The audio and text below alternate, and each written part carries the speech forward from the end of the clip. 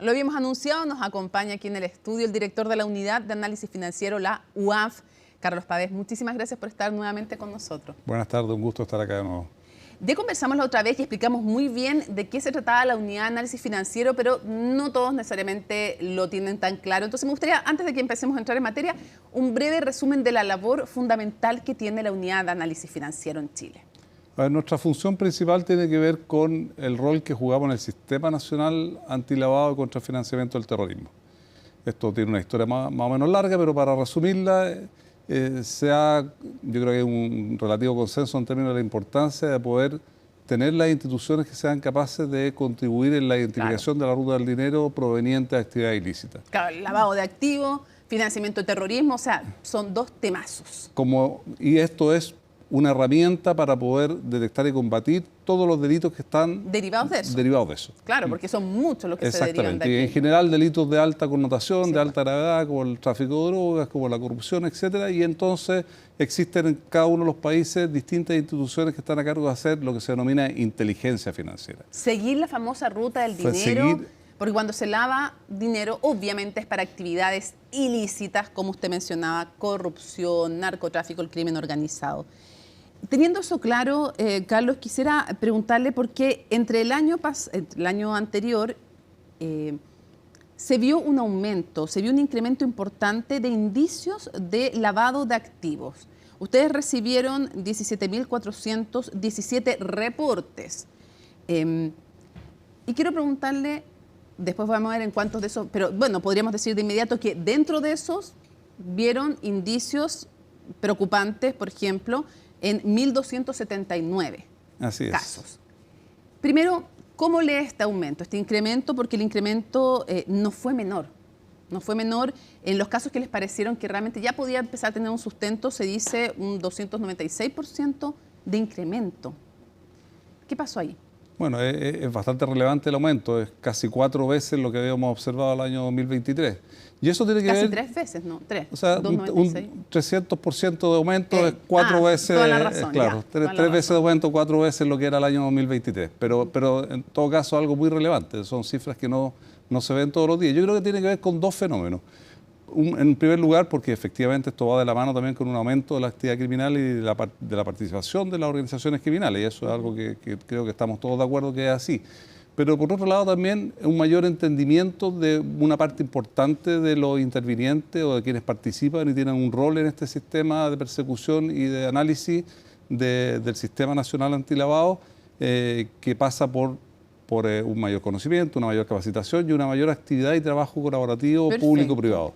Pero nos habla también, aparte del mayor entendimiento, efectivamente nos habla de una mayor cantidad de actividad ilícita, criminal, de crimen organizado. Yo diría que el primer elemento tiene que ver con una mayor actividad ilícita y por otro lado también un mejor entendimiento de algunos de los intervinientes. Nos falta todavía mucho que avanzar en términos de los demás intervinientes, porque si uno ve también las cifras en detalle, muchos de estos reportes vienen del sector financiero formal, de los bancos, de otras, parte, una parte muy importante viene de ahí. Entonces tenemos un desafío también en términos de las otras instituciones que participan. Vamos a ir a eso ya, pero entonces podemos decir sin temor a equivocarnos que el incremento en la cantidad de reportes, pero además el incremento de 296% en aquellos reportes que ya les parecen que de todo lo que les reportan, los que son sospechosos ya como que ya les huele que hay algo más grave, que se incremente en 300% aquello, es un indicio claro de que el crimen organizado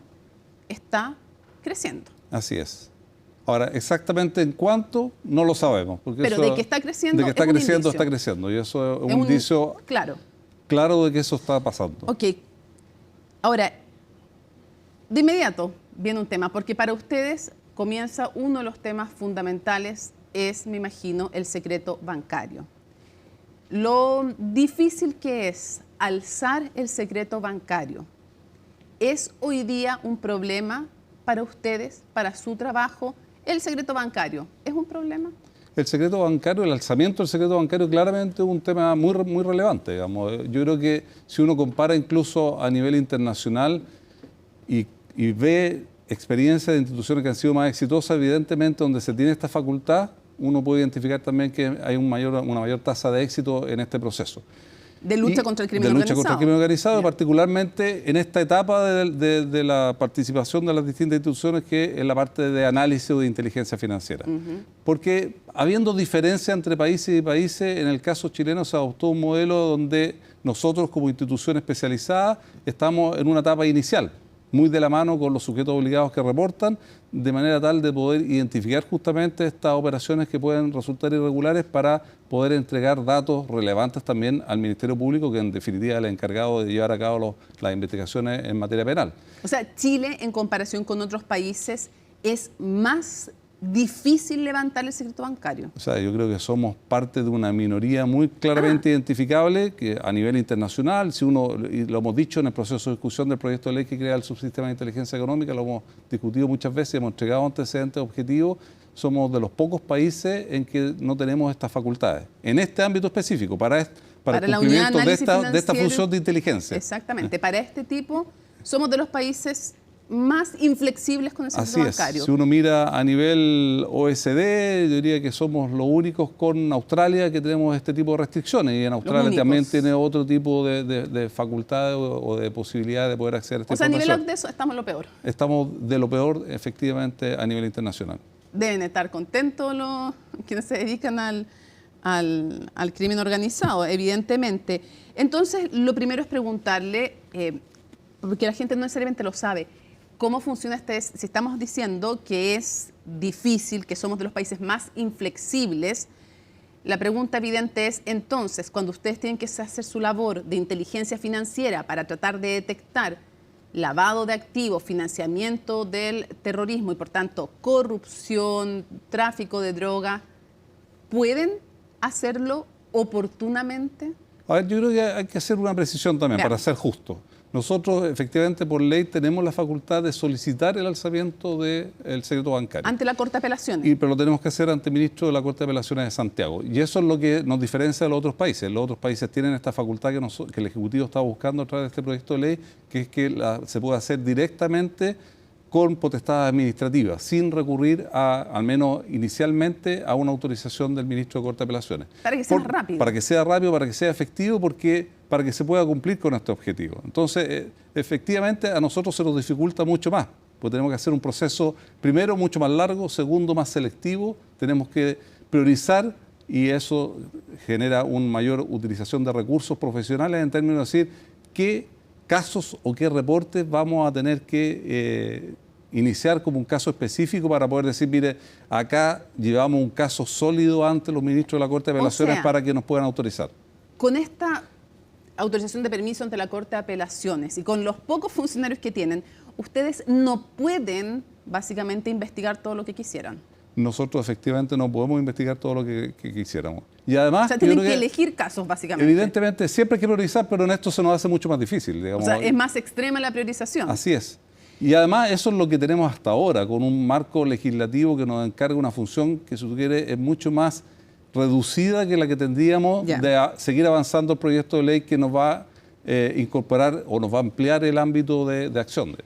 Desde quienes se oponen a flexibilizar el sistema de alzamiento de secreto bancario dicen, bueno, pero si la Corte se los concede siempre.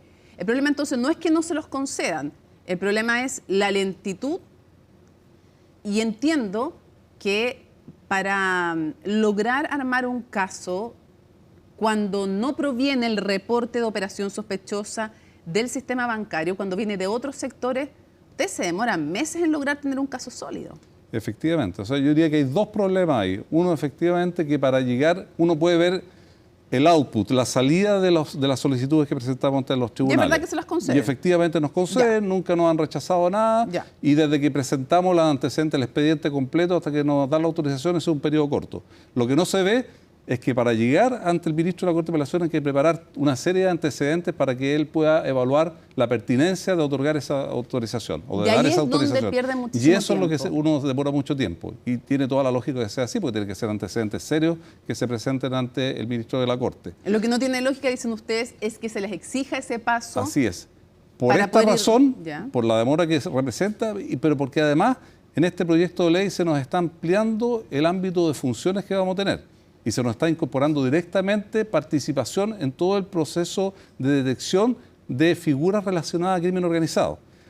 Figuras que, si estamos hablando de crimen organizado, por su propia naturaleza, involucran a muchas más personas, el uso de testaferros, la participación de muchas personas jurídicas, de empresas, que están involucrados en cada una de las transacciones. Entonces, aquí vamos a tener el problema que tenemos con el sistema actual, con la ley vigente, pero además con un aumento en la demanda de análisis que efectivamente sería muy difícil de poder cumplir con las reglas que tenemos hasta ahora.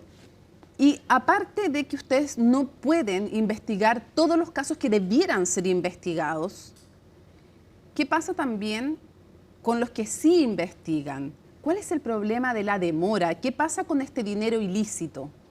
Bueno, el fin último de estos sistemas es primero prevenir, pero después, como no se puede prevenir todo, impedir el aprovechamiento de estos recursos de origen ilícito. Lo que nos pasa es que cuando ya podemos detectar y configurar un caso para poder enviarlo al Ministerio Público, ha pasado tanto tiempo que los flujos y los activos de los que se trata y que se analizaron ya están en otra parte. O sea, el dinero ya voló. El dinero voló y vuela muy rápido, y por lo mismo es que es necesario establecer o implementar un cambio que nos permita tener mayor oportunidad en este sistema. Y el delincuente está gozando de los frutos de su actividad ilícita y ocupando ese dinero, o bien ocupó ese dinero en una nueva actividad ilícita. Y lo traspasó y está en manos de terceras personas y por lo tanto se está aprovechando. Entonces, ese objetivo final, que es el más importante, que es el que constituye el verdadero desincentivo para la actividad criminal, particularmente de las organizaciones criminales, no se cumple. O sea, estamos dejando que el dinero del crimen organizado de estos criminales siga siendo utilizado para actividades delictivas. Así es. Así de duro. Así de duro. Porque aquí el tiempo es oro. Efectivamente. Chuta, estoy cada vez más deprimida, pero en fin. A ver, quiero preguntarle entonces, ¿qué le parece que se haya en la sala del Senado rechazado esta norma que proponía flexibilizar la forma en que se levanta el secreto bancario, y no era para el Servicio de Impuesto Interno, no era para otras instituciones, era solo para ustedes, para la Unidad de Análisis Financiero? ¿Qué le parece que se haya rechazado? Nos parece muy negativo, nos obliga a redoblar los esfuerzos para que esto se entienda bien, se entienda cuáles son las funciones, cuál es el alcance del uso de la información que se solicita, que se puede obtener en el uso de esta herramienta. Yo soy por naturaleza bastante optimista. Habíamos conversado el año pasado. Sí, yo a esta altura no soy tan optimista por lo que pasó. Yo sé que no es fácil ser optimista siempre, pero lo que pasa es que yo creo que tenemos que seguir haciendo ese esfuerzo para que se entienda que esto no tiene nada que ver con el ejercicio de facultades sancionatorias, con persecución, con investigaciones penales. Tiene que ver con una etapa y una función anterior, que es poder efectivamente contribuir con antecedentes que sean útiles para que los fiscales del Ministerio Público puedan llevar adelante investigaciones. Se lo digo en forma simple. Quien quiere luchar contra el crimen organizado en Chile o el mundo deberá estar porque se flexibiliza una facultad así. Y nosotros tenemos la convicción y la confianza que eso va a terminar prevaleciendo. Ahora, tú mencionas el tema del trámite en el Senado. Ya se inició el segundo trámite en la Cámara de Diputados. Hemos tenido las primeras reuniones en la Comisión de Seguridad de la Cámara de Diputados y hemos tenido conversaciones que a mí me hacen ver de que esto debería seguir avanzando positivamente. Yo creo que el desafío probablemente está en que se entiende bien y creo que hay mucho desconocimiento realmente de lo que hacemos. Digamos. Ya, despejemos cosas. Cosas que se han dicho en este debate, lo increíble es que lo digan parlamentarios, pero en este debate, los narcos no ocupan cuentas corrientes. Absolutamente falso. El objetivo final de cualquier organización criminal es poder hacer aparecer estos recursos de origen ilícito como que provienen de actividades económicas legales. Y por lo tanto, la única manera o la mejor manera de hacer eso es que hacerlo aparecer que vienen de empresas que tienen una actividad normal y que se utilizan cuentas en las instituciones que normalmente cualquier institución utiliza, que son los bancos. O sea eso, si no es a través del sistema bancario, ¿cómo se lava el dinero? Es muy difícil lavar el dinero, es casi imposible si no se utilizan las cuentas de los bancos. Ya. También se ha dicho, no, es que estos lo pueden utilizar políticamente, esta información, para que básicamente nos revisen hasta lo que compramos en el supermercado. Siempre hay riesgo, ¿no es cierto?, de uso de la información, y por eso mismo los legisladores en todas partes del mundo y las regulaciones están muy atentas en relación a ello. Nosotros debemos ser de las instituciones que tienen las mayores sanciones para en caso hasta privativas de libertad en caso de eventuales filtraciones o mal uso de la información. De hecho, tenemos 3 artículos de nuestra ley que regulan el tema de la reserva y la secreta de la información. Hay sanciones administrativas, sanciones civiles, multas y hay también sanciones privativas de libertad en el ámbito penal. De por vida además, y más allá estamos que salgan de la UAF. obligados de por vida a mantener esa reserva y el secreto de la información que obtenemos. Y por lo mismo, yo creo que además, siempre lo hemos dicho, tenemos el track y el récord de que no tenemos ninguna filtración en nuestra historia. En los 21 años nunca ha habido una filtración de información por parte de la UAF. Entonces, el riesgo, como dije, existe, pero creo que existe también abundante evidencia que la información se maneja en términos reservados y exclusivamente para hacer análisis e inteligencia financiera. Además, entiendo que ustedes no pueden iniciar ningún tipo de análisis si es que no ha habido previamente un ROS, que es un reporte de operación sospechosa. O sea, tiene que llegarle esa alerta primero. Así es. Esa es la clave de cualquier proceso de inteligencia. Siempre tiene que haber un reporte y también está en la propuesta que envió el Ejecutivo en este proyecto de ley, es que no se pueda pedir la autorización o decretar la autorización administrativa en el caso que se conceda si es que no hemos recibido un reporte de operación sospechosa. ¿Y usted entonces a qué atribuye tanta... Si se dice que es clave para perseguir el crimen organizado, lavado de activos, financiamiento de terrorismo, corrupción, narcotráfico, o sea, todo lo que engloba el crimen organizado y más. Conceder la flexibilización de esta facultad a una unidad tan específica como la UAF, que nunca se les ha filtrado, que tienen poco personal, que están diciendo que lo necesitan, que todos los organismos internacionales les han dicho a ustedes que tenemos que hacerlo, que somos los más estrictos en todo el mundo. ¿Cómo se explica usted esta resistencia? Yo creo que principalmente por desconocimiento. Lamentablemente hay mucho desconocimiento todavía. Todavía Ignorancia. Ignorancia en el sentido de qué es lo que se hace, cuál es el sentido, cuáles son los objetivos. Se entiende que probablemente hacemos algo muy parecido, que somos parte del organismo de persecución penal, de que estamos en un ámbito de fiscalización y persiguiendo la eventual imposición de sanciones con los sujetos. Que los parlamentarios no sepan cómo funciona el sistema. A mí me parece que es algo que efectivamente no debería estar pasando. Creo que por la importancia que tiene y por la contribución que se puede hacer con la función de unidades del tipo de la unidad de análisis financiero, esto es algo que hay que hacerse cargo y ocuparse en el cortísimo plazo. Pero además, ¿no debieran tener mayor conocimiento nuestras autoridades parlamentarias de los roles de cada una de las instituciones sobre las cuales legislan? Bueno, en eso estamos permanentemente. Esa es una cosa que créanme que le dedicamos esfuerzo y le hemos estado dedicando un esfuerzo muy importante en este último año que se ha estado... ¿Igual le sorprende, Carlos, todo lo que se desconoce? A mí nunca me deja de sorprender que se desconozca con todo lo que hacemos en términos de difusión, de capacitación, de relacionamiento con los organismos públicos, con los medios. Y me imagino que le sorprende más que en los parlamentarios haya ese desconocimiento. A mí efectivamente me sorprende. Yo creo que hay que dedicarle mucho más tiempo y conocer de cerca qué es lo que hacemos, por qué lo hacemos y cuáles son los resultados del ejercicio de nuestras funciones. ¿Y nunca se ha preguntado si hay intereses también detrás de esta resistencia? A ver, yo creo que tengo que ser bastante cuidadoso, debemos ser bastante cuidadosos desde los organismos que dirigimos en términos de... Me parece que sí cuesta entenderlo, yo en eso estoy totalmente de acuerdo. Me parece que es muy difícil porque esto lo venimos conversando hace mucho tiempo. Entonces me parece que efectivamente pueden haber interferencias. Aquí la actividad criminal, el crimen organizado mueve muchos recursos, por lo tanto no me cabe ninguna duda de que al menos de parte de esas organizaciones criminales hay un interés importante en términos de que no se avance en estas materias. En flexibilizar el sector bancario. Efectivamente. Claro, hay interés en las organizaciones criminales. Ahora quisiera preguntarle qué pruebas tenemos o no de infiltración de parte del crimen organizado en la actividad política en Chile. ¿Tenemos información que nos hable de que esto está incrementándose también?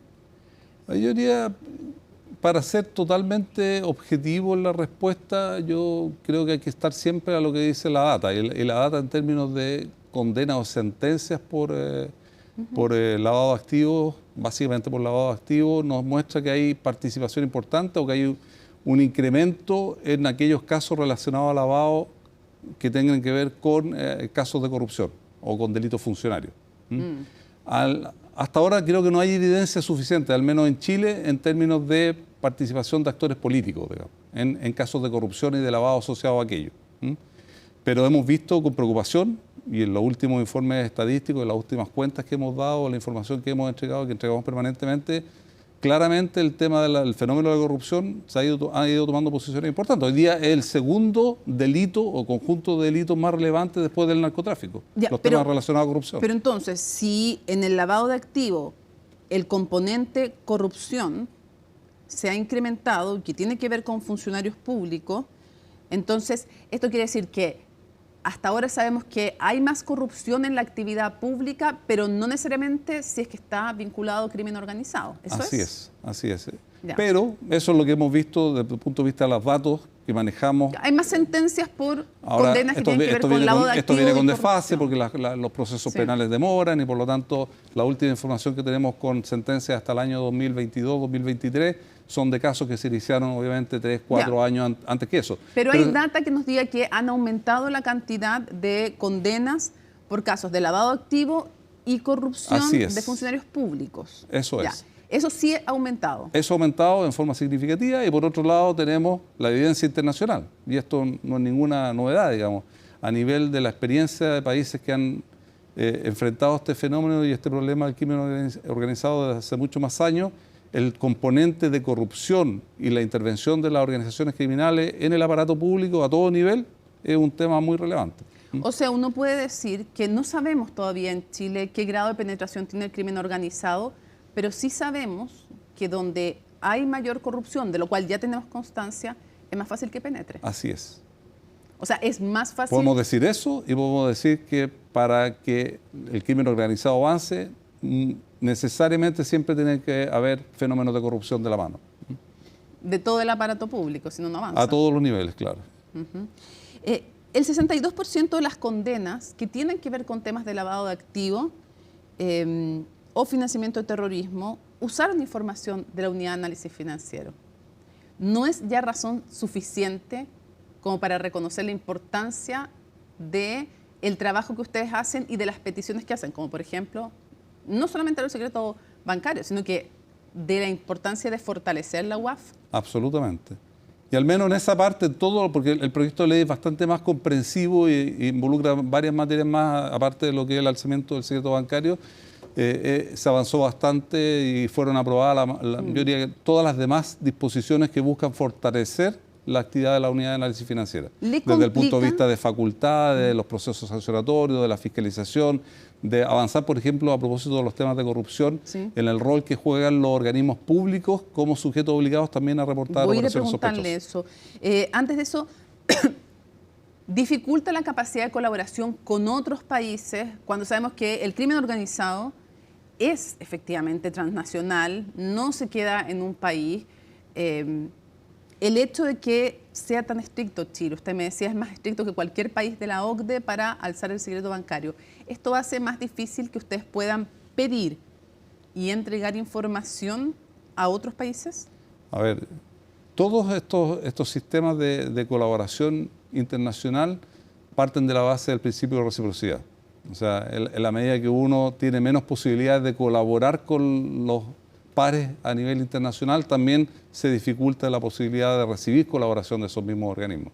Entonces eso también es un área importante, porque además la actividad del crimen organizado es una actividad transnacional, tiene presencia, las bandas criminales tienen cada vez más presencia internacional.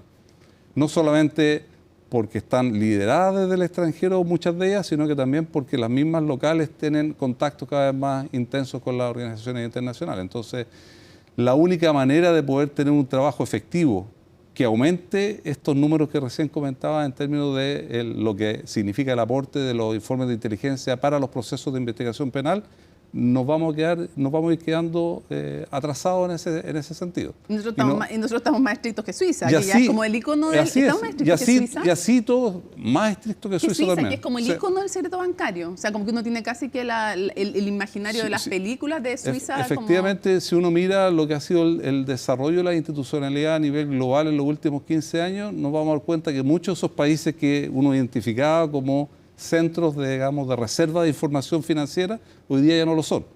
Y por lo tanto nosotros que hemos avanzado en otros ámbitos, pero en este en particular creo que es muy necesario seguir insistiendo.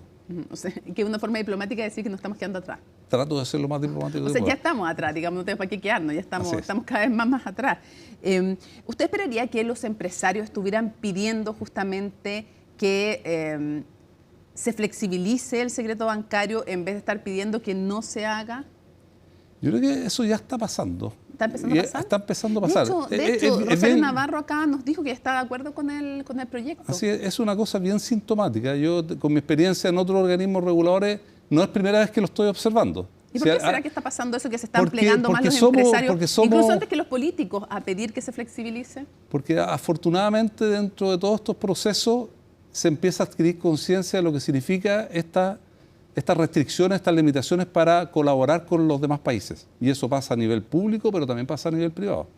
La gracia de estas regulaciones y de estos estándares internacionales, en el caso nuestro de las recomendaciones del Grupo de Acción Financiera Internacional de Gafi, es que en la medida que los países y las instituciones no cumplen en forma adecuada o no están en un buen nivel de cumplimiento, las contrapartes comerciales o los socios comerciales de las empresas, los intermediarios financieros, los bancos, las corredoras, de las administradoras de fondos, empiezan a hacer el punto. Y dicen, ojo, que de acuerdo a las disposiciones de mi autoridad, yo no puedo seguir operando, trabajando con ustedes si es que su país no está en un adecuado nivel de cumplimiento. Dicho como en simple, en lenguaje coloquial, empezamos a tener mala fama. Empezamos a tener mala fama y empezamos a recibir ciertas limitaciones de parte de nuestros socios, nuestras contrapartes a nivel internacional. O sea, se les va a hacer más difícil a los empresarios cada vez hacer negocio. Y en definitiva lo que más nos importa es que eso impacta en el bienestar del país, de la Sí, gente, de del la empresa, el crecimiento, crecimiento, la generación de empleo, etcétera, y el adecuado funcionamiento de nuestras instituciones. Lo llevo a otro ámbito, después quiero pasar por las municipalidades y por todos estos otros, en el fondo, organismos públicos que deberían estar dando reportes a ustedes y que no lo están haciendo. Entonces quisiera preguntarle, antes de aquello, ¿ustedes ya sufrieron una restricción cuando se hizo este apriete del sector público?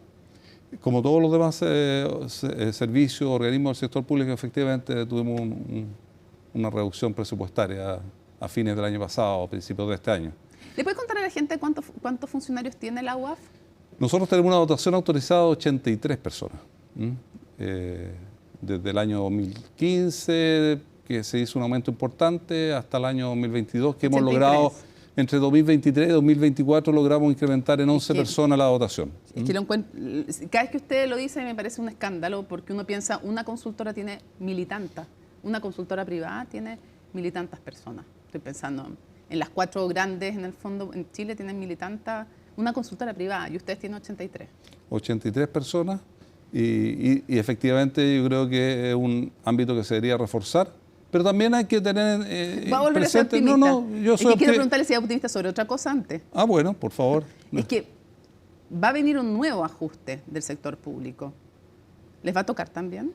Probablemente sí, pero ahí quiero también ser justo porque creo que a propósito de esta misma cifra que hemos estado conversando, se ha ido reconociendo la importancia que tiene una institución como la UAF. No lo digo porque yo sea el director, sino que creo que efectivamente se ha ido tomando conciencia y hemos logrado ir avanzando en este sentido. Pero puede que les vuelvan a restringir los fondos. Por ejemplo, nosotros tenemos un presupuesto de alrededor de 5.600 millones de pesos anuales. Este año, en el contexto del programa de la Política Nacional contra el Crimen Organizado, que está encabezando el Ministerio de Seguridad, nos asignaron 1.200 millones adicionales de presupuestos para mejoras tecnológicas, para la adquisición de herramientas, de Es análisis. una buena noticia. Entonces, es un tema bastante Pero significativo. ahora puede que les quiten de nuevo por segunda vez. Pero en el neto es porque es la regla general. O sea, vamos a estar probablemente En la regla, sí. en la regla general y no estaríamos sujetos, o seríamos objeto también de algún tipo de disminución presupuestaria. Lo que pasa es que Ahora, uno en el entiende que neto, en un área- efectivamente, tenemos un presupuesto mucho mayor. En el neto tienen mayor porque vino este suple, pero les tocó ya una vez reducción presupuestaria. Usted nos anuncia que les va a volver a tocar reducción presupuestaria, aunque en el neto van a quedar más arriba, pero en el fondo, este dinero que debiera haber ido entero para nuevamente poder incrementar sus capacidades, por una parte se hace eso, pero por otra parte ya van a tener 2 recortes este año. Una institución que tiene apenas 83 funcionarios y que es de un área crítica porque se supone que la seguridad es la prioridad para todos. Igual parece contradictorio. ¿Qué quiere que le diga? Yo no quiero deprimirlo, pero No. la verdad es que igual parece contradictorio, Pero porque por deberían eso- haber ciertas excepciones en áreas, por un lado, importante, y por otro lado, que no es que ustedes tengan 4.000 funcionarios, tienen 83. O sea, yo estoy convencido de que digamos, la rentabilidad o la eficiencia en el uso de los recursos asignados a la unidad es muy alta, digamos.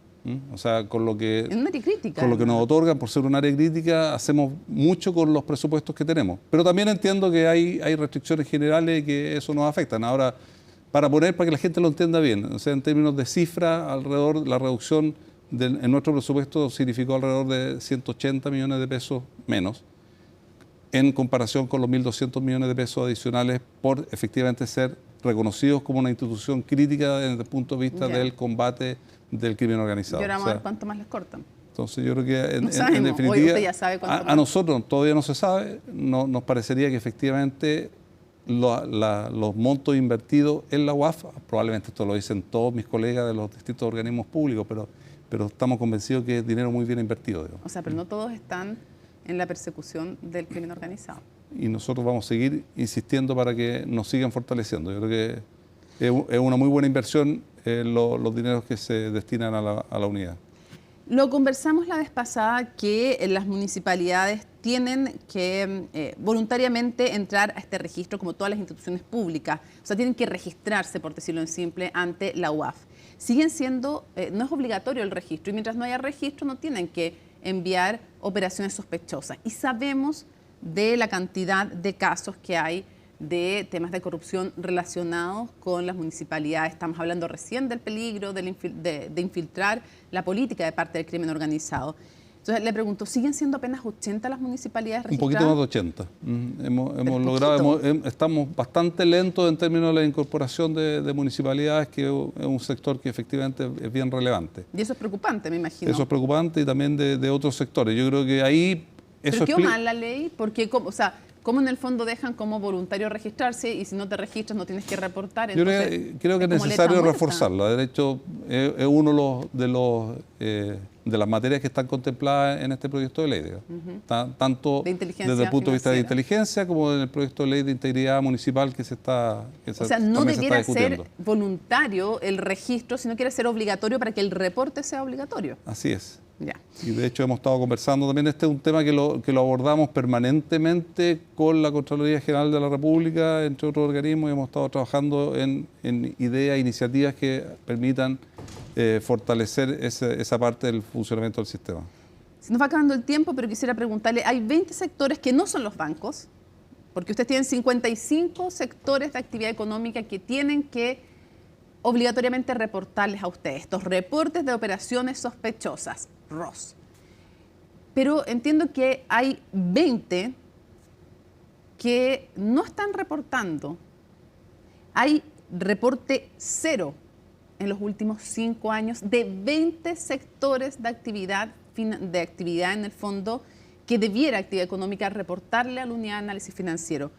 Yo quiero preguntarle, ¿no quieren reportar? ¿No tienen nada que reportar en 5 años? ¿20 sectores de los 55 que tienen que reportarle a ustedes? Yo creo que la 5 respuesta años. claramente es que no pasa por ahí, no pasa porque no tengan nada que reportar. Más de alguna institución probablemente debería haber reportado algo si estuviera efectivamente inscrita y estuviera cumpliendo con lo que mandata la ley. Ahí nosotros estamos enfrentando ese problema con dos miradas. Una primera mirada de que, independientemente de que el legislador establece que todos los integrantes o participantes de un sector se tienen que registrar y cumplir con las obligaciones, también reconocemos que hay un tema de riesgo de por medio, de acuerdo al tamaño, a la historia que tenga una determinada institución dentro de un sector. Por ejemplo, hemos hecho esfuerzos importantes para registrar, y lo hemos logrado, todas las automotoras más relevantes, digamos, las que tienen mayores participaciones de mercado, las que mueven mayor cantidad de operaciones, etcétera. Porque Y eso ahí- parece muy y sospechoso ahí lo que está efectivamente pasando estamos, ahí. y esa es la misma lógica que estamos aplicando en todos los niveles.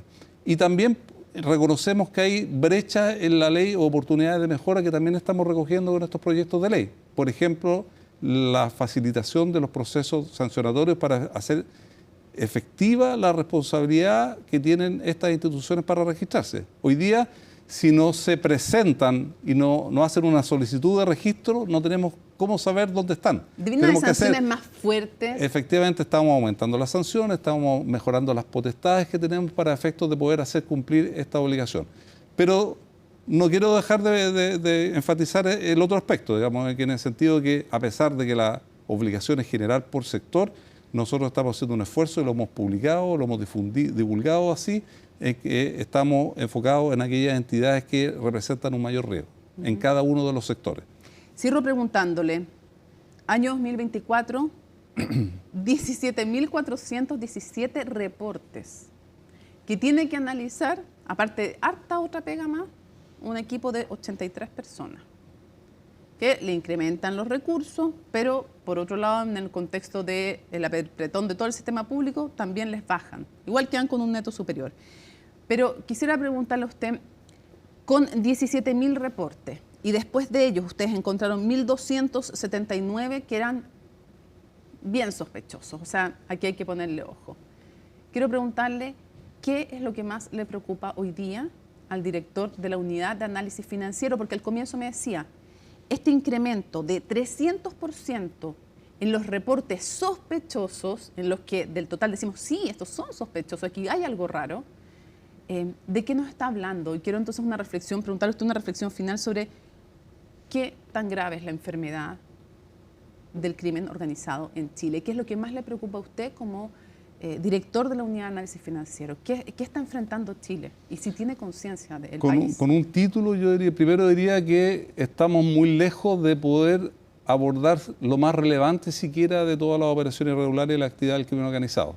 A nivel internacional siempre estamos discutiendo con nuestros colegas de los otros organismos, de otros países, que solo alrededor del 2 o el 3% de todos los activos que mueve el crimen organizado se logra extraer o restituir de manos de las organizaciones criminales. Ese 2 o 3%. Solo el 2 o el 3%. O sea, hay un fenómeno y hay un problema grueso que hay que hacerse cargo de ello. Y por lo tanto, si para lo que estamos haciendo hoy en día, que este 2 o 3% todavía nos faltan recursos, es cosa de imaginarse lo que deberíamos hacer para efectos de poder efectivamente capturar o abordar todas las operaciones que deberíamos analizar. Entonces yo quiero llamar la atención sobre aquello, digamos, estamos muy lejos de estar abordando el problema en forma seria y esto es un problema a nivel internacional. Y por eso a mí, si me preguntan qué es lo que más me preocupa, efectivamente es poder hacerme cargo de aquellas operaciones donde efectivamente están involucrados los cabecillas, los grandes montos, los grandes volúmenes, el mayor monto de activos, y para eso se requiere más recursos, se requiere más trabajo colaborativo, y por lo mismo hemos hecho los esfuerzos en todas aquellas áreas donde podemos hacerlo. Por ejemplo, con un trabajo permanente de coordinación con el Ministerio Público, con las policías, con los otros organismos que forman parte de la supervisión del sistema financiero. Pero si en Chile, usted me decía, ni siquiera lo que quisiéramos investigar, podemos investigarlo. No podemos, tenemos que elegir casos. Uno podría decir que en Chile ni siquiera le estamos cortando el 2 o 3% del flujo del crimen organizado que a nivel internacional sí se logra cortar. Yo creo que debemos estar, una estimación bien gruesa, porque es muy difícil saber efectivamente, porque nadie al final lo declara cuánto proviene de ahí, pero yo diría que estamos más o menos en la media. Estamos en la media, pero probablemente un poquito más abajo del nivel de los países más desarrollados. Así todo nosotros... O sea, menos del 2% del dinero del crimen organizado. Debemos estar en el 2% de los... Sí, pero yo creo que eso nos debe llamar la atención, porque este es un fenómeno muy relevante de alcance internacional y que por lo tanto requiere un esfuerzo mucho mayor para poder ser efectivo en este combate. ¿Puede matar una democracia y un sistema económico? Yo no lo veo, uno lo ve. Yo insisto, nosotros no estamos en el ámbito de la investigación y la determinación de sanciones penales de las personas que participan, pero uno lo ve en el día a día, digamos. Es tanto el nivel de recursos que mueve el crimen organizado que todo lo que tiene que ver, que es importante seguir haciéndolo, con la captura de las personas que participan, las que están en las capas media o bajas de las organizaciones criminales, son tantos los recursos que es muy fácil reemplazar ellos. Y uno lo ve todos los días, porque hay gente que se logra capturar, que se logra procesar, que se logra dictar la sentencia y que se vayan a la cárcel, pero hay muchos recursos para poder atraer y reemplazar a otras personas. Entonces, por eso ahí uno empieza a entender por qué es tan importante el tema de perseguir la ruta del dinero, pero en definitiva poder ser capaz de extraer esos recursos, de quitarle esos recursos a las organizaciones criminales. Porque si no, termina siendo parte del costo de la actividad. Así como uno habla del costo del lavado, que efectivamente tiene un costo, también hay un costo de seguir operando en el ámbito de las organizaciones criminales. Y si no tomamos medidas drásticas, ¿nuestra democracia y nuestro sistema económico va a estar en riesgo? Yo creo que estamos en el momento de tomarlas porque efectivamente hay un riesgo muy importante de que eso se nos pueda escapar de las manos. Y no me cabe ninguna duda que estamos en ese esfuerzo con la autoridad y nosotros participamos activamente. Pero si no se nos va a escapar de las manos. Efectivamente, este es un fenómeno muy, muy importante que está en primera prioridad de los organismos internacionales y también de nuestras autoridades para poder enfrentarlo de mejor manera. Carlos, muchísimas gracias por acompañarnos en CNN Prime. Gracias a ustedes por la invitación.